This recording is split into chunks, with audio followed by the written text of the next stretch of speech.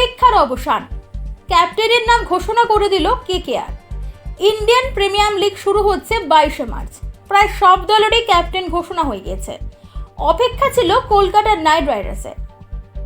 Retention তালিকা প্রকাশ আসার পর মনে করা হয়েছিল রিঙ্কু সিংকে দায়িত্ব দেওয়া হবে, কিন্তু আইপিএল এর মেগা অকশনে চমক দিয়েছিল কেকেআর।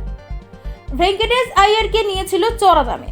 এরপরই জল্পনা শুরু হয় ভেঙ্কটেশ আইয়ারকে কেকেআর এর ক্যাপ্টেন হচ্ছেন। পরিস্থিতি বদলে যায় অকশনের দ্বিতীয় দিন।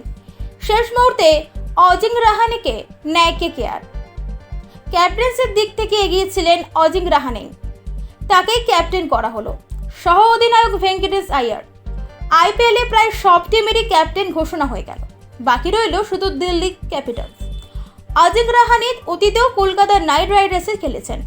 টিমের সবচেয়ে অভিজ্ঞ প্লেয়ার তিনি, সে কারণে তার উপরই ভরসা রাখা হলো। এর পাশাপাশি পরবর্তী অধিনায়ক হিসেবে ভেঙ্কটেশ আইয়ারকে যেন রেডি করা হচ্ছে। রাহানের ডেপুটি হিসেবে দায়িত্ব সামলাবেন ভেঙ্কটেশ আইয়ার।